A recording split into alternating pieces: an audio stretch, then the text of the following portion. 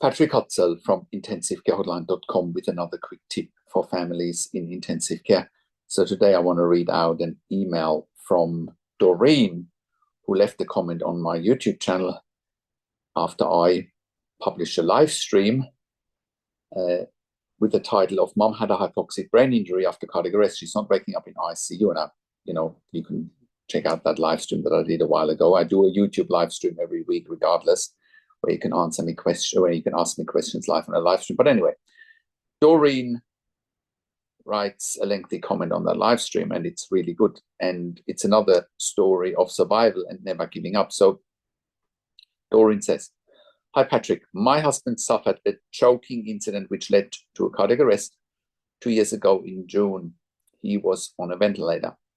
He went through the whole cooling procedure. They couldn't lower the medications for him to wake up because he was having seizures. The doctor in ICU basically told me the same thing you said.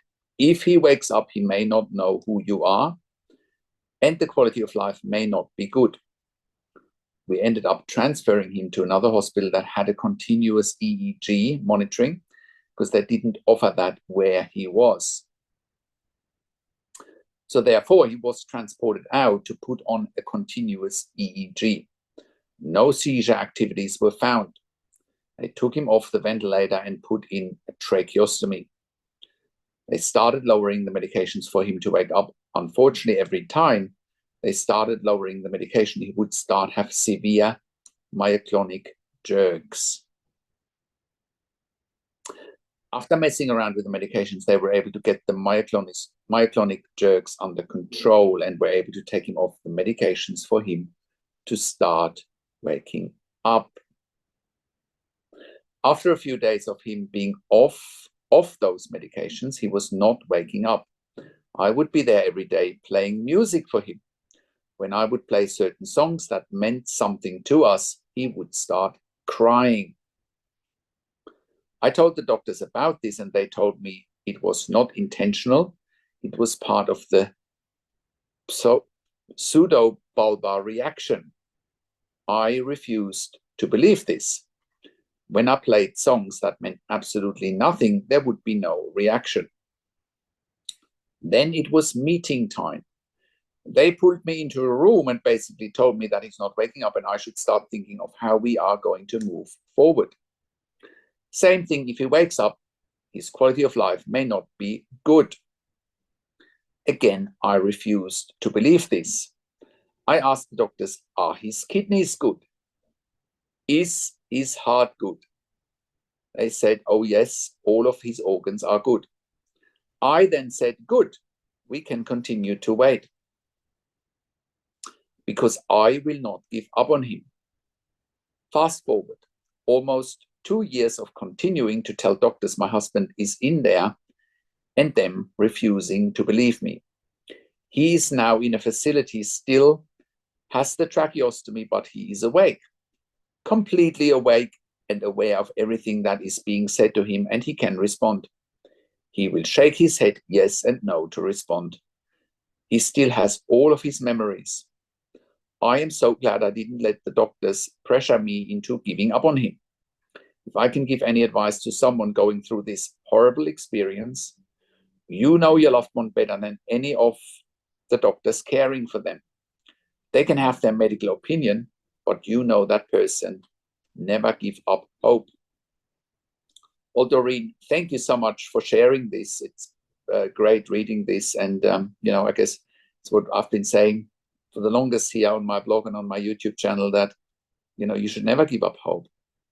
And this is another clear sign that, if you don't give up, that things can improve. Is there a guarantee? No, there is no guarantee. But one thing is for sure, if you are giving up, there's definitely no guarantee. There's definitely no hope if you're giving up.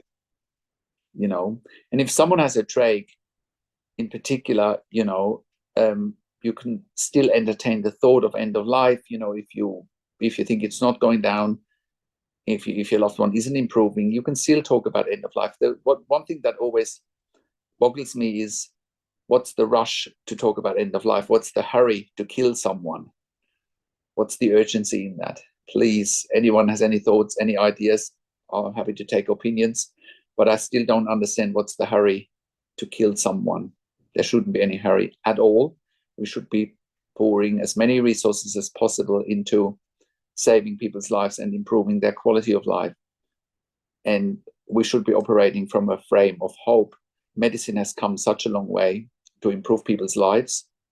There's really no need for the constant doom and gloom. And this is another survival story and another story where, there has been an outcome that this particular family is very happy with, and that is all that matters, really. It's really not about a medical opinion or a nursing opinion, or it's about what is best for a patient and their family. It's not about opinions. It's about putting our best foot forward as a community and making things happen that is good for the community and not that's good for a hospital, or, it's still not about us versus them, or it's not about good or bad. It's about a patient and their family and what we can achieve for them if we all put our best foot forward. So that's really what this story is about. So thank you, Doreen, for sharing that with our audience here. I really appreciate it. And, we get so many family comments and questions for families in intensive care, which is why we created a membership for families of critically ill patients in intensive care that you can get access to if you go to intensivecarehotline.com. If you click on the membership link, or if you go to intensivecaresupport.org directly, in the membership, you have access to me and my team 24 hours a day in the membership area and via email. And I answer all questions intensive care related in the membership. I have worked in critical care for nearly 25 years in 3 different countries, where I worked as a nurse manager for over 5 years. And I've been consulting and advocating for families in intensive care since 2013 here at intensivecarehotline.com, all over the world. We help families all over the world. And you can have a look at our testimonial section. I can confidently say we've saved lives with our consulting and advocacy. And we've saved lives just by putting videos out there, because people, stand up for their rights, like Doreen does in a situation like that. And people will advocate for their loved ones because they hear all the success stories. We're helping people left, right, and center, and that is a good thing, right? And just as a side note, if your loved one is stuck here, Doreen, in a facility with a tracheostomy, and you're wanting to take him home, have a look at intensivecarehome.com, because with Intensive Care at Home, we can help you take your loved one home. So go and check out intensivecarehome.com. So if you become a member, you also have access to 21 ebooks and 21 videos that will help you navigate this incredibly difficult territory that is intensive care. And with those 21 ebooks and 21 videos that are only exclusively available for our members, it will help you to make informed decisions, have peace of mind, control, power, and influence. And it'll make sure those ebooks and access to me and my team will make sure that your loved one will get best care and treatment. I also offer one-on-one consulting and advocacy over the phone, Skype, Zoom, WhatsApp, whichever medium works best for you. And I talk to doctors and nurses directly. I talk to you and your families directly, of course. And once again, you will see that when I talk to doctors and nurses directly, that the dynamics will change in your favor, because I ask all the questions that you haven't even considered asking, but must be asked when you have a loved one in intensive care, which once again will help you to make informed decisions, have peace of mind, control, power, and influence, making sure your loved one will get best care and treatment. We also offer medical record reviews in real time so that you can get a second opinion in real time. We also offer medical record reviews after intensive care if you have unanswered questions, if you need closure, or if you are suspecting medical negligence. And all of that you get at intensivecarehotline.com. Call us on one of the numbers on the top of our website, or send an email to support@intensivecarehotline.com. I also represent you in family meetings with intensive care teams, once again, so that you have a strong clinical advocacy voice there. Do not go into any family meetings with intensive care teams without having an advocate there. I strongly advise against going into family meetings with intensive care teams without an advocate there. And if you like my videos, subscribe to my YouTube channel for regular updates for families in intensive care. Click the like button, click the notification bell, share this video with your friends and families, comment below what you want to see next, what questions and insights you have. I also do a weekly YouTube live. You get notification for that if you subscribe to my YouTube channel or if you subscribe to my email newsletter at intensivecarehotline.com.